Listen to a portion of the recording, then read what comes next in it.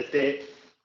Vamos dar aqui hoje, como eu dizia, um salto até Le Mans. A imagem está esplendorosa, como podem ver, estou muito bem acompanhado e neste caso o meu convidado até traz a camisola alusiva, podemos dizer, àquilo que vamos falar. Exatamente, consegue-se ver aí, espetacular.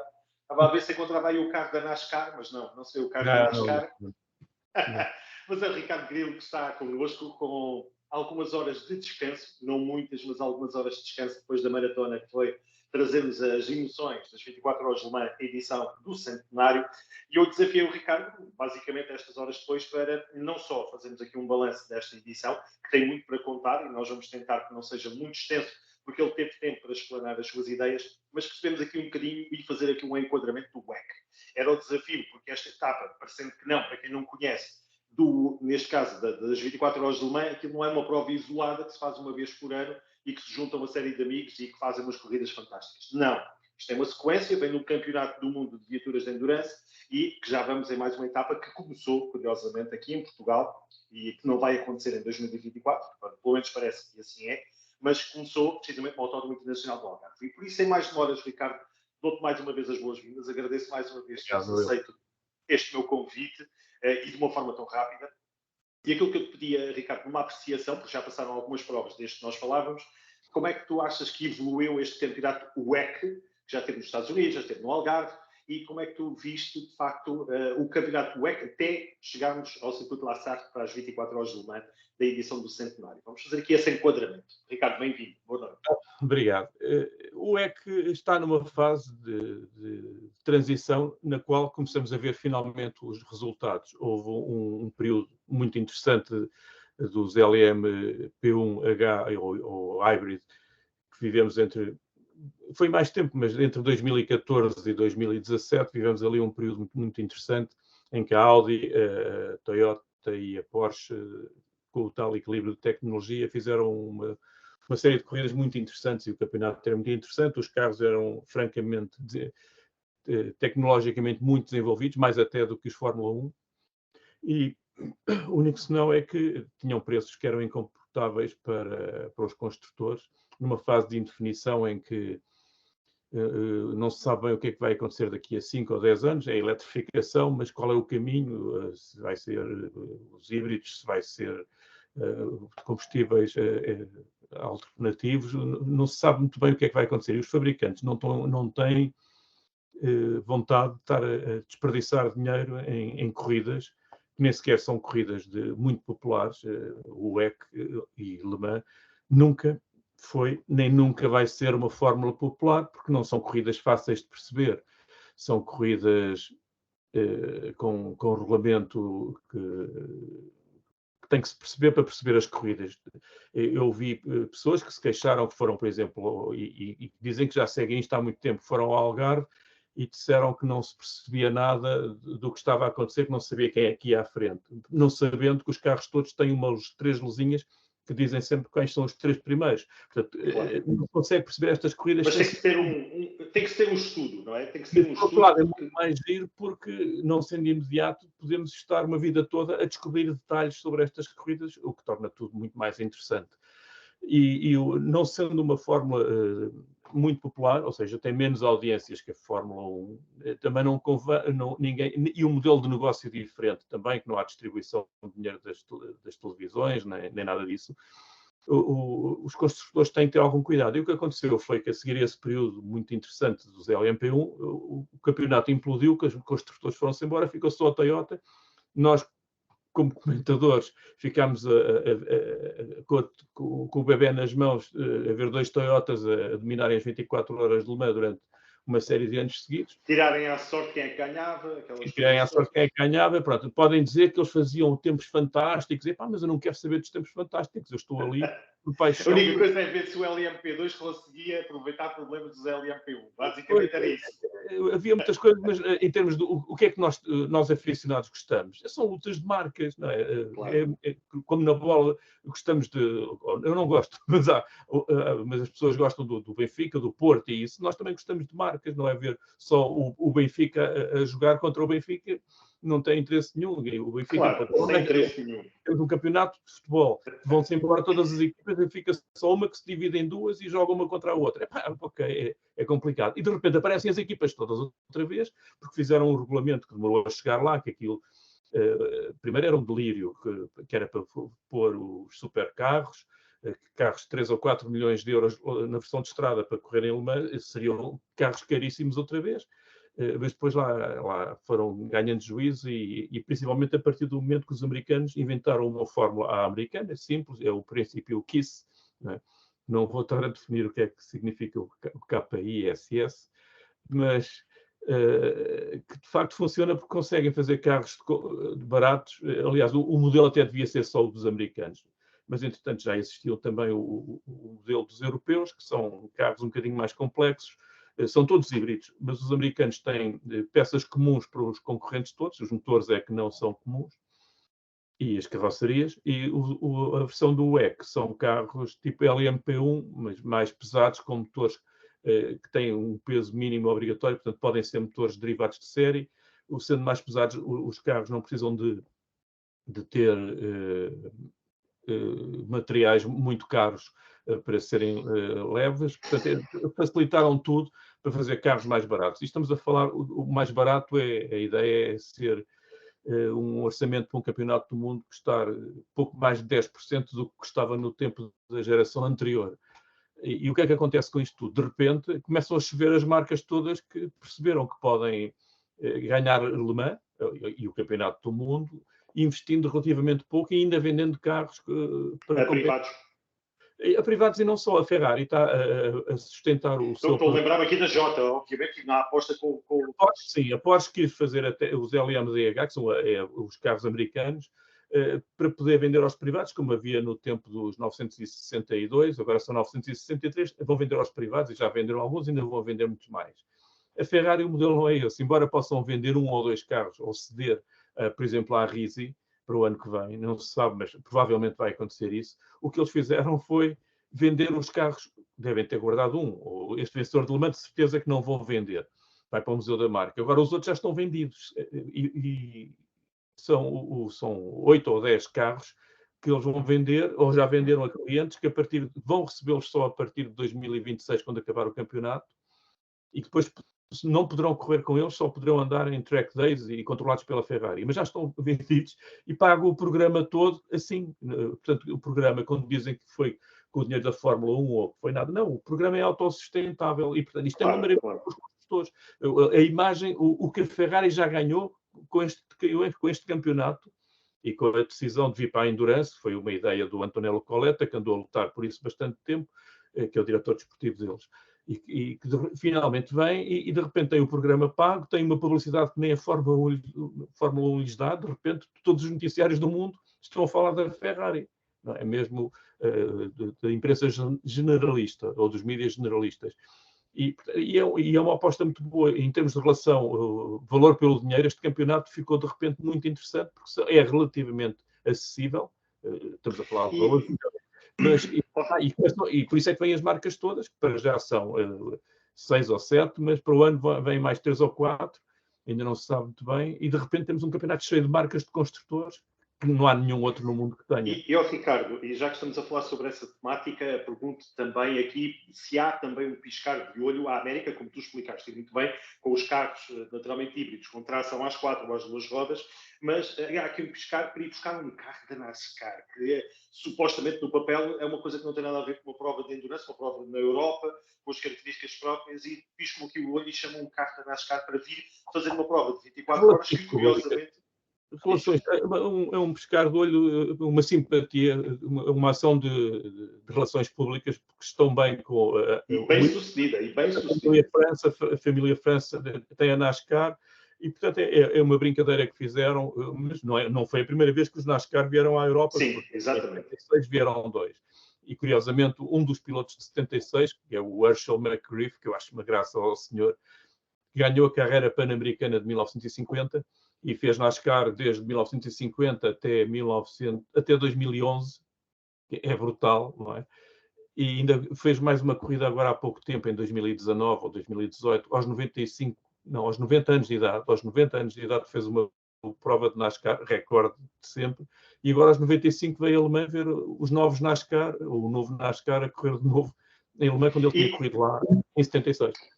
Ricardo, mas de NASCAR, talvez só um nome, poderemos dizer, ou a estrutura, porque de resto, travões adaptados para esta prova, luzes para esta prova, o sistema clássico de entrada de lado pela porta, aí sim é o mesmo, mas há ali, se calhar, uma porcentagem pequena daquilo que esteja no Teve de ser europeizado, digamos, para poder Isso. andar em Le Mans, com os travões não dava, e o carro teve que ser sem faróis, também não dava. Não sei se as pessoas sabem, acho eu, mas que os carros da NASCAR parece que têm faróis, mas são autocolantes. Claro. E neste caso não eram faróis a sério. Foi adaptado, ok, mas é normal. É tudo normal. Exatamente. Foi uma excelente manobra de relações públicas. Ricardo, aqui no caso concreto, e falando, começando já a escalpelizar aqui alguns temas, que não vamos, nem combinamos nada, nem é com nenhum guião, é à medida que vamos lembrar e vamos conversar. Eu estava aqui a pensar especificamente se achas que acaba por ser a Toyota que não ganha esta prova, ou é a Ferrari, devido a ter um carro que não lhe deu problemas, entre aspas, a conseguir vencer a prova. Eu aqui ponho em contraponto uma coisa com outra, porque sabemos, e a Toyota deu sempre aquela impressão que era uma prova que estava controlada, embora nunca andasse, ou pelo menos só em alturas pontuais, ter nos primeiros lugares, mas ficou aquela sensação que a Toyota poderia a qualquer momento, se tomasse a coisa mais a sério, poderia vencer esta prova. Mas depois, no meio disto tudo, há um esquilo que vem estragaar, penso que seja um esquilo, ou pelo menos um animal, que vem estragar um bocadinho. Um esquilo e um Ferrari, porque eles perdem o carro numa coisa que não tiveram culpa nenhuma, que foi no início de um full course yellow, tem que se parar, porque tem que se entrar ali a 80 km por hora, e houve o carro que tinha atrás, que foi bater no Ferrari, no Toyota, e pôs o Toyota fora de combate, e não tinham culpa nenhuma, e aquele é que era potencialmente o melhor carro. O outro, depois, ao atropelar um esquilinho, parece que é uma coisa pequenina, rebentou com a frente, e teve que mudar a frente, e perdeu mais tempo, e que também ajudou a facilitar a vida à Ferrari. Eu acho que a Toyota perde, que não foi por falta de mérito, foi claramente por azar. Eu não sei quem é que ganharia, mas eles deixam, e perto do final ainda fazem um errozinho, que o Hirakawa... Sim, mas o Brandon Hartley estava a queixar-se que o carro estava com um problema nos travões traseiros que bloqueava de vez em quando. E em vez de mantê-lo a guiar, tiveram que pôr o Hirakawa, porque ainda não tinha feito as 6 horas mínimas para serem classificados. E, portanto, tiveram a esticar, porque houve uma altura que estava a luta direta Ferrari-Toyota, e puseram os pilotos mais fortes, porque o Hirakawa estava ligeiramente abaixo nesta corrida. Nem sempre, pode não ser sempre assim, mas nesta estava um bocadinho mais lento do que os outros dois. E tiveram a poupar. E no final tiveram mesmo que o pôr na pior altura possível. Ainda para mais, acho que, se bem me recordo, não mudaram pneus, que normalmente muda-se quando entra um piloto novo. Ali não mudaram os pneus, e mandam-no atacar.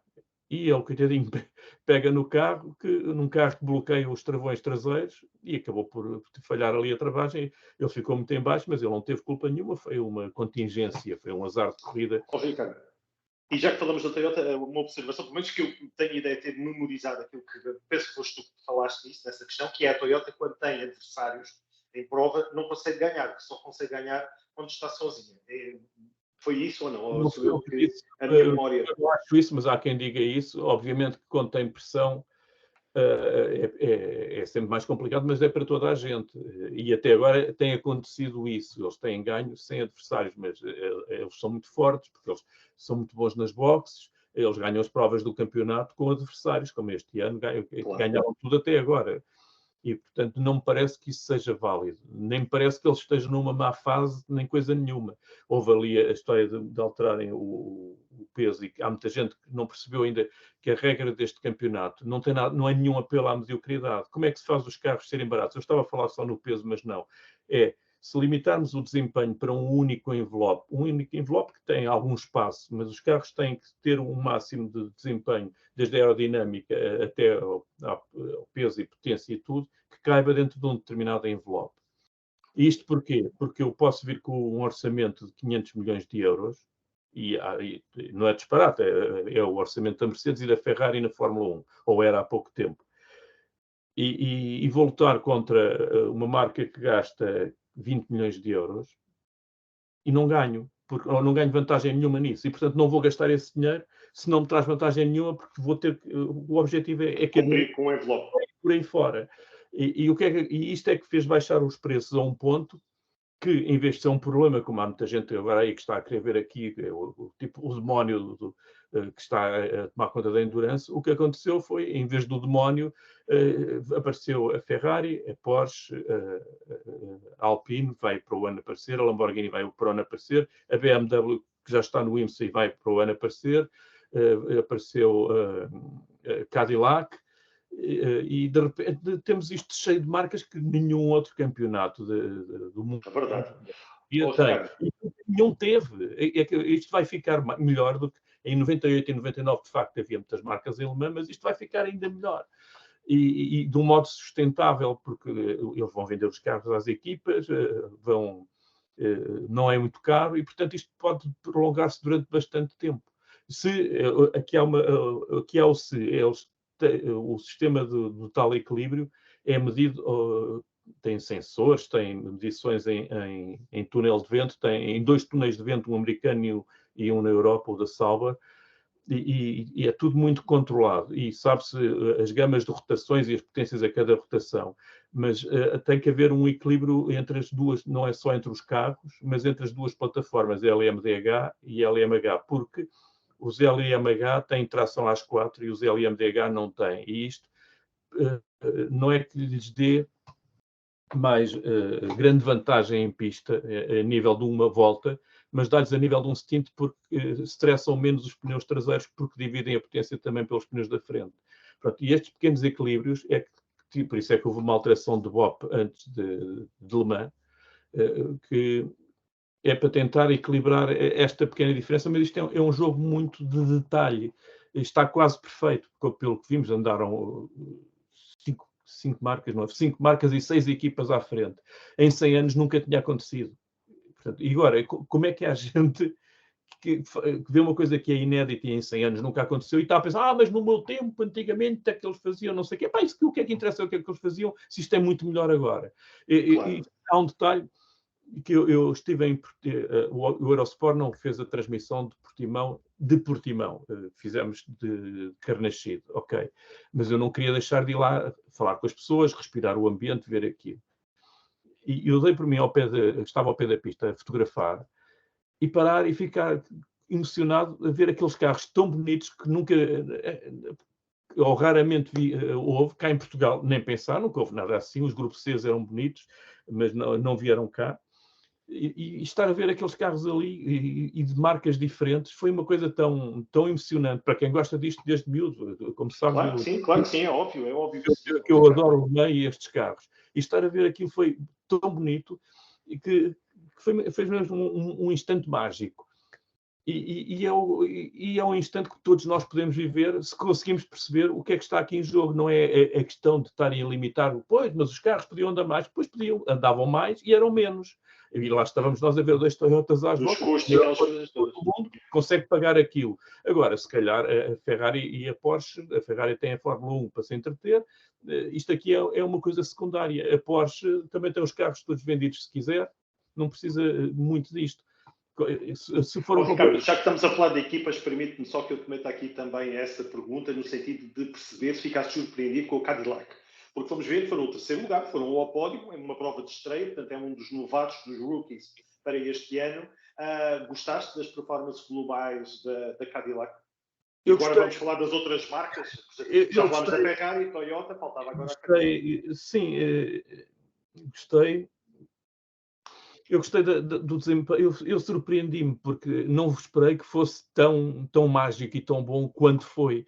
Porque de repente estamos a ver ali, pronto, estava toda a gente à espera, vão os Toyotas e os Ferrari e o resto fica a ver navios. Mas os outros andaram a dar, até a Peugeot, embora eu desconfiasse e já tinha dito e tinha escrito que a Peugeot em Le Mans poderia andar, porque o carro foi pensado para Le Mans e então se chovesse poderia dar uma palavra. E deu, de facto, andou à frente da corrida até ter caído, mas andaram à frente da corrida. Foi tudo muito melhor do que eu estava à espera. A Cadillac foi melhor do que eu estava à espera, a Peugeot muito melhor do que eu estava à espera, E até Mas a há Porsche... uma que não foi tão boa como tu esperavas, se calhar, digo eu. Mas eu já te vou perguntar. Mas fala-me agora aqui só da Cadillac rapidamente para passarmos depois A então para a Cadillac era uma das que se esperava que fosse boa, porque o carro é o melhor LMDH por ser o mais simples. Aquilo é o tal princípio, é o conceito americano. O conceito americano. E, portanto, era natural que, tendo menos peças para mexer, tem menos peças para variar. Por exemplo, não tem turbo. Não é? E o carro foi bem nascido e é muito bonito. Isso deveria andar bem. Agora, andar tão bem, ok, ninguém esperava também. E da Peugeot, como tu dizes, bem, um carro preparado para Le Mans, surpreendeu-te, mas não, tu estavas-me a dizer que não. Achas que eles ainda podiam ter feito algo mais se tivessem gostado? Não. Eu achava que se chovesse a Peugeot ia surpreender em Le Mans, por uma razão muito simples. O carro foi pensado para Le Mans com aquele conceito radical, não foi pensado para andar em Portimão e muito menos em Sebring, onde aquilo não se entende com os saltos. Mas em Le Mans, sim. Ele é mau em curvas lentas e em Le Mans as curvas são normalmente rápidas. Por aí estava bem. E depois tinha outra vantagem, que é a questão não é buraco regulamentar, é uma herança que já nem há no regulamento, exceto o Peugeot, que foi homologado assim. Como tem as rodas iguais atrás e à frente, para compensar o ter menos aderência atrás, tem mais, o eixo dianteiro entra mais depressa em funcionamento. Em vez de ser aos 190, como nos Ferrari e nos Toyota, entra aos 150. Isto ajuda, nos outros fazem tipo a curva Porsche, por exemplo, ajuda bastante aí. Neste aqui, aos 150, entra em funcionamento em mais curvas e mais cedo. E chovendo então, faria de certa diferença, como fez. Vimos os Peugeots andaram na frente, não é? Exatamente, muito bem. Ricardo. Aposto que ninguém estava à espera. Aliás, bastava ver as imagens da boxe, nunca tínhamos visto o carro estava sempre a rir. Como agora. Ele tinha estado sempre de cara fechada o campeonato todo e de repente estava ali, estava feliz completamente.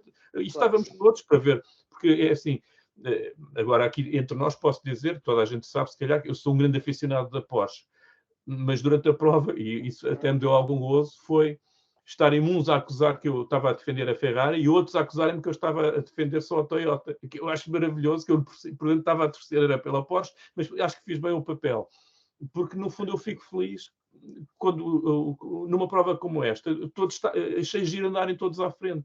Sem dúvida nenhuma. Ricardo, e já que falamos de todos, fala-me aqui um bocadinho do conceito, que é para mim a desilusão, mas pronto, como te digo, comparado com a tua opinião, naturalmente posso aqui aceitar, mas o conceito americano que não funcionou, ao contrário da Cadillac, é o conceito do Glickenhaus, que me dá aquela ideia que já está, ele já sabendo à partida que vai embora, pelo menos é aquilo que parece ser evidente. Eu não acho nada que vai. Vamos continuar a ter a Glickenhaus, mas há uma coisa que não funcionou nesta edição, sabendo que eles estrearam-se há poucos anos, iria dizer o ano passado, ou há 2 anos, o tempo passa tão depressa que eu já não me recordo, mas sei que a Glickenhaus é recente, nas 24 horas do ano, e desta vez andou afastada, portanto não foi das equipas que teve com a possibilidade de passar pelo primeiro lugar. Não, a Glickenhaus tem um problema e o James Glickenhaus está, julgo eu, não falei com ele, mas julgo que está a jogar aqui para pressionar a IMSA a autorizarem o carro lá, porque a IMSA criou uma regra que obriga a construir 2.500 carros, ele constrói 300 ou 200 ou o que é por ano, e portanto não pode entrar no campeonato IMSA, e com isso perde a publicidade e com isso perde financiamento, e com isso perde promoção nos Estados Unidos, que é onde ele vende os Glickenhaus, e portanto é mau para ele.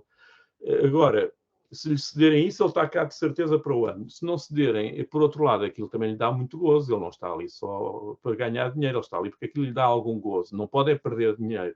E, portanto, é ali um modelo de negócio.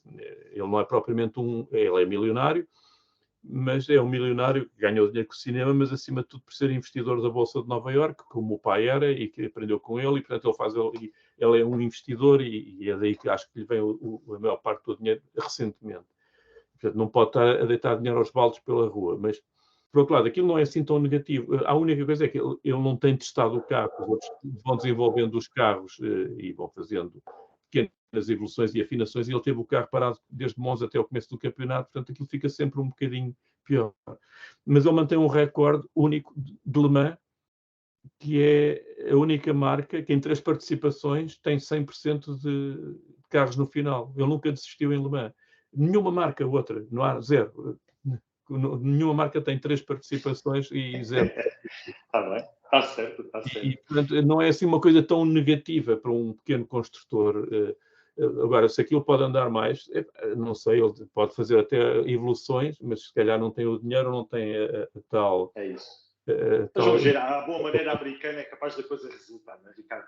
Fala-me agora, para terminarmos, penso que estou a falar de cabeça, mas penso que só me falta a Van Hol e a Porsche, mas vamos guardar a Porsche para o final, para tu me dares aqui também a tua opinião sobre os vários carros que estiveram presentes, para depois terminarmos em beleza e falar, infelizmente, do resultado, mas da presença muito positiva dos portugueses, e eu ponho aqui no plural, não foram só 2, houve mais pilotos portugueses que estiveram presentes em Le Mans neste fim de semana, com o Road to Le Mans, entre outros temas, inclusive com a vitória portuguesa, importante aqui destacar, mas eu gostava de falar antes disso. A vitória portuguesa do James Calado, que é meio português. Não, eu falava na Road to Le Mans com a vitória do Manuel Espírito Santo, não é? Pronto. Mas eu iria te perguntar aqui, especificamente aqui, primeiro a Van Hol e depois então a Porsche. Van Hol, que fez aqui uma jogada de relações públicas contrária àquilo que nós falávamos quando falávamos aqui da parte da Ferrari. Isto é, eles abdicam de um nome que chamaria muito imprensa e pode provocar aqui uma má imprensa não levarem ao Jacques Villeneuve. Será assim? Estou a interpretar bem. O que é que tu achas em relação à Van Hol? É sempre difícil. É uma equipa que traduz um bocadinho a personalidade do proprietário e nada ali é muito simples, nem nada ali se percebe muito bem. Eu nem sequer consigo perceber porque é que foram buscar um nome que tiveram ou estão em tribunal com os alegados direitos da propriedade do nome Vanwall e qual é o objetivo daquilo tudo, não consigo perceber. Ele quer construir um carro de estrada com aquele nome, mas teve para não participar no campeonato porque estava em tribunal e, portanto, são coisas muito complicadas. Agora, querias saber o quê? O que é que eu acho da Vanwall? Sim, basicamente, da performance não feita nesta prova. É um pequeno construtor que faz um carro também relativamente simples. Aquilo é um LMP2 com um motor um bocadinho mais pequeno. É a versão GL458 do GK428 dos LMP2, é um motor resistente. Portanto, aquilo tem tudo para funcionar bem. Só que não funciona porque... Pois não sei, se calhar não há o tal ambiente que eu gosto muito na Endurance, que tem que ser a harmonia entre todos, a amizade, como diz o Antonello Coletta, que foi buscar a malta toda dos GTs, desde os pilotos aos mecânicos, para fazer a equipa de Endurance, porque todos se olham nos olhos, todos se dão bem uns com os outros e funcionam juntos muito bem. E se calhar na Vanwall aquilo nada funciona muito bem quando o senhor vem publicamente a dizer mal da equipa e ameaçá-los e depois faz este número com o Villeneuve. Há duas redes sociais. Não vou comentar qual deles é que tem razão. Eu acho que aquilo teve a ver com aquela série de programas que há sobre o WEC, que o próprio WEC edita, não sei se é o Inside WEC ou uma coisa, tem um nome assim qualquer, não é Inside WEC, mas é... Mas o espírito é esse, sim, também não te vou aqui acrescentar mais, mas sim. E há uma entrevista do Villeneuve, e vejam o de Portimão, que o Villeneuve entra todo contente com a mulher e com a criancinha no carrinho de bebê e tal, e depois, na boa, descontraído como sempre, diz o que é que acha verdadeiramente do Vanwall. E acho que isso deve ter caído muito bem, que a partir daí, se as coisas estavam mais ou menos bem, ficaram mal de certeza, porque a partir daí começa... aliás, ele já não fez mais prova nenhuma depois de Portimão, até porque em Portimão aquilo não correu bem. Ele apanhou um susto que nunca tinha apanhado, que o carro tapou, aparentemente tapou uma das entradas de ar dos travões, certo? Seguiu em frente. Rebentou com o travão e seguiu em frente. E portanto, são coisas todas que fogem muito ao espírito do WEC.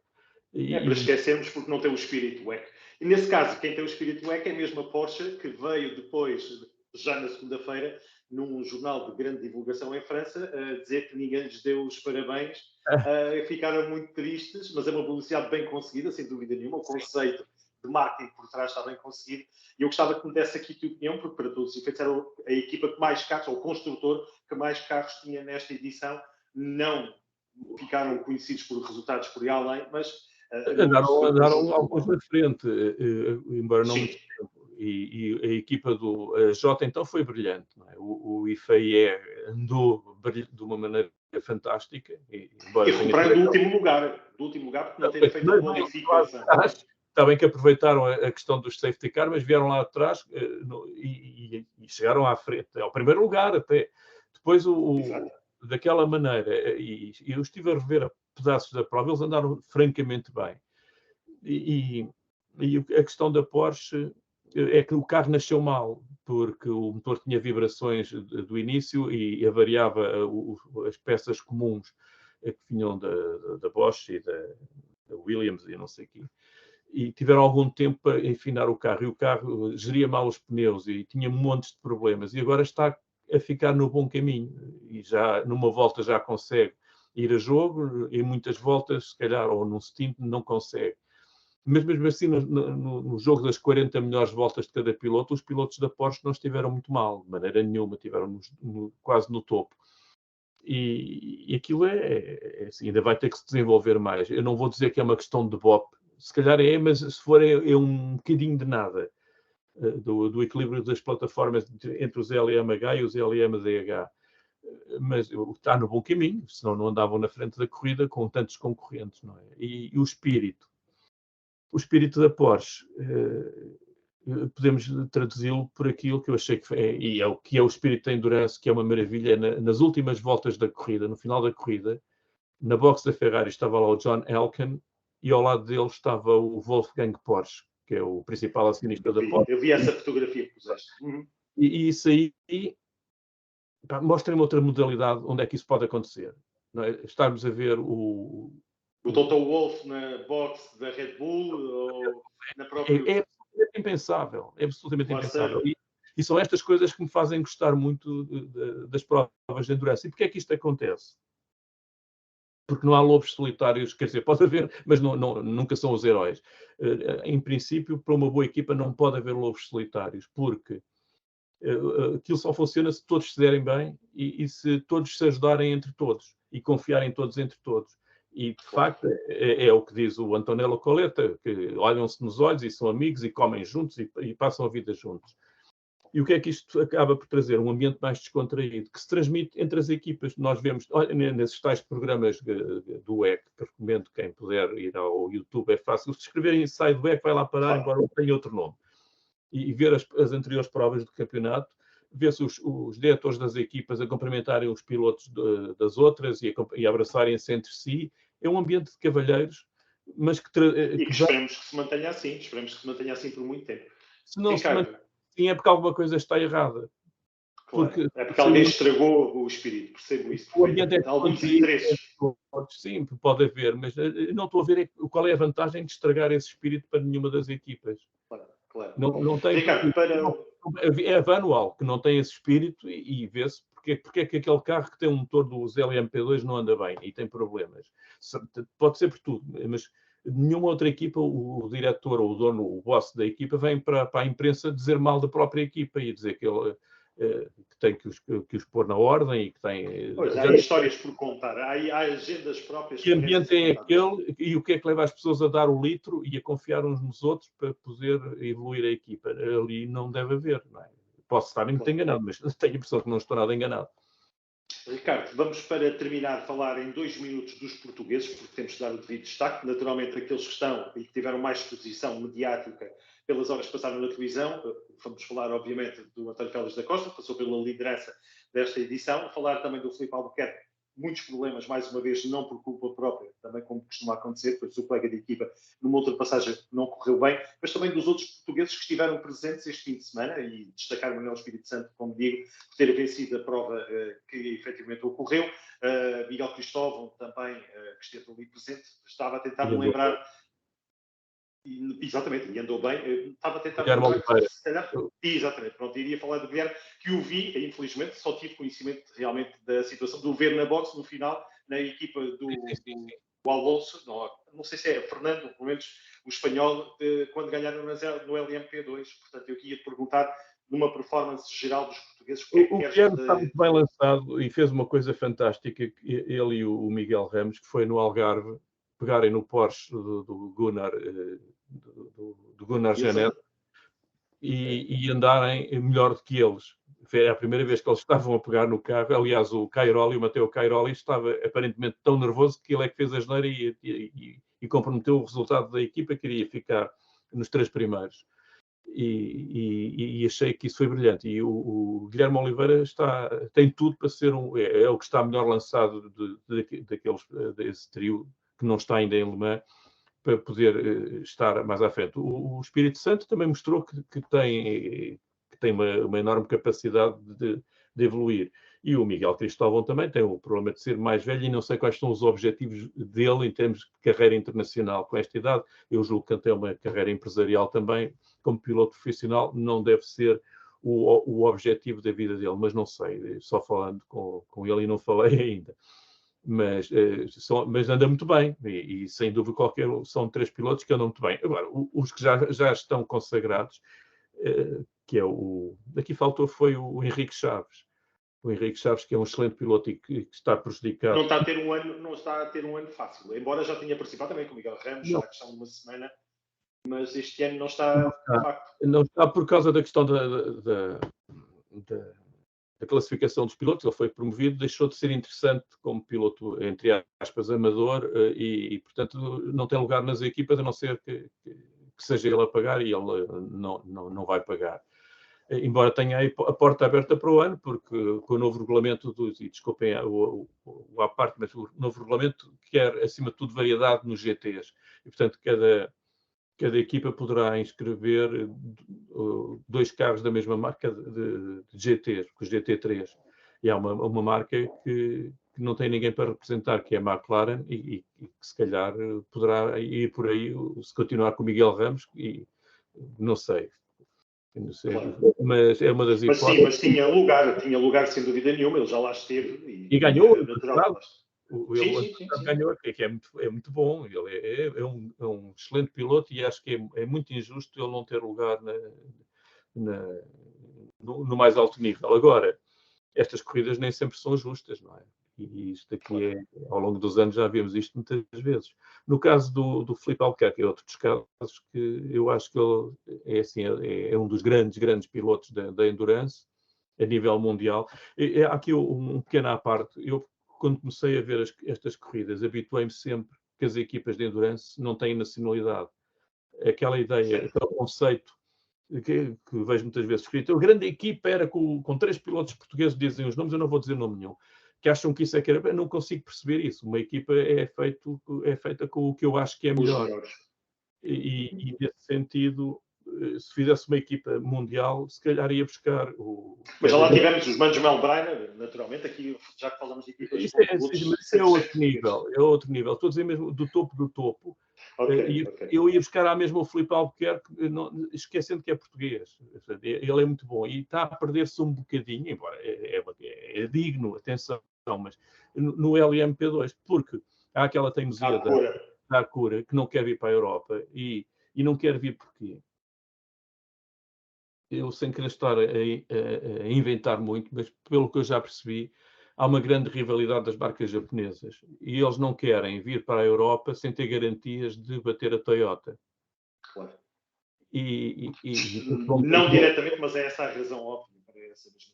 Não sei quanto outras coisas. É por aí que eles que ainda estão hesitantes, que não querem vir sem terem essa certeza. E como também não têm, por causa os LMDH e o Honda, o Acura é um LMDH, não sabem se estão a nível dos LMH, e se calhar não estão um bocadinho abaixo.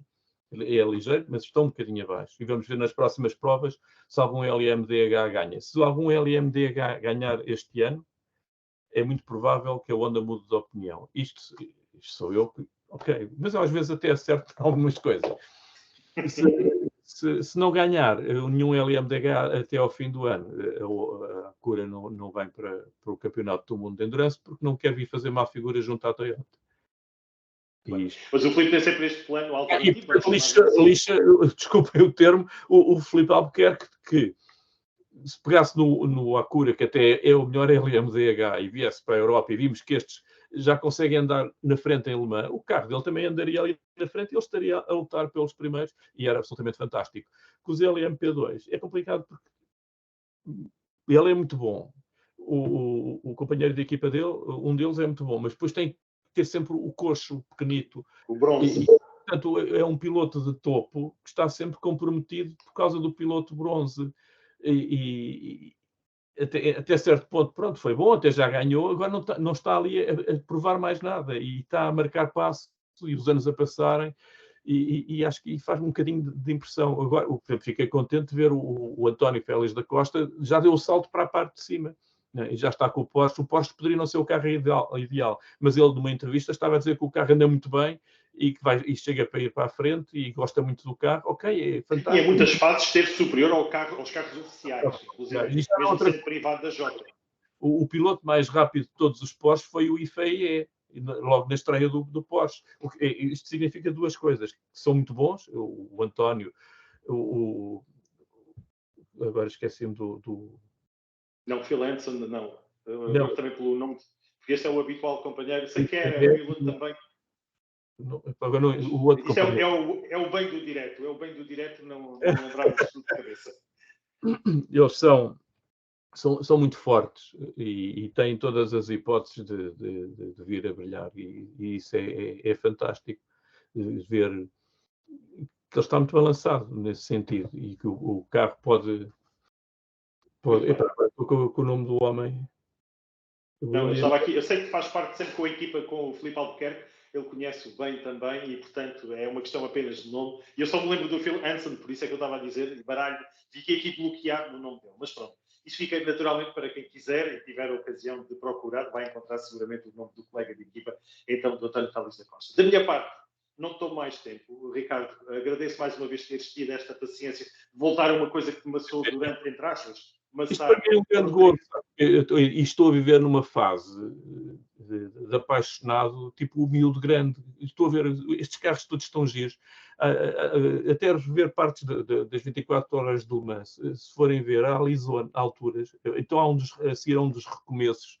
Aquilo é absolutamente brilhante, aquelas lutas. Até os bailados à chuva, aqui o destaque de conseguir mostrar imagens fantásticas de carro adversário. Exatamente, e o tipo de pilotagem, porque é aguerrida, entre vários pilotos de várias marcas, muito aguerridos, mas muito corretos. E é um espetáculo de alta escola que é raro ver em qualquer modalidade, que começam logo com os encostos e isso, e ali não. Vemos ali alguns momentos verdadeiramente bonitos e raramente vistos. E isso aí é magia pura. E para mais, de cada um da Toyota, da Porsche, e de várias marcas, é magia pura que estamos a viver agora. Esqueçam a treta do Bob, não interessa nada aqui. Ricardo, só me resta agradecer a ti, naturalmente dar-te os parabéns por teres conseguido aguentar, mesmo com todos os atropelos, com todas as situações que nós soubemos que vem na imprensa generalizada, que é completamente incorreto e eu não posso de maneira nenhuma concordar com aquilo que fizeram a propósito da vossa transmissão e fica desde já aqui o meu desagrado sobre aquilo que extrapolaram daquilo que foram, no caso, umas fantásticas 24 horas de Le Mans. Ficam os agradecimentos através de ti, porque sei que alguns vão vê-los, para os Marshall portugueses, para os comissários que ficaram mais uma vez em bom plano, dignificaram Portugal e também, obviamente, os dois responsáveis desta mesma prova, na pessoa de Eduardo Freitas, mas obviamente também do Rui Marques, que é o seu braço direito, podemos dizer assim, Portugal, mais uma vez, e claro, também com o Pedro Conceiro, obviamente. O Pedro não foi lá. Não esteve, ok, pronto, estava a tentar me lembrar. Mas depois soube que não, ele ficou em casa.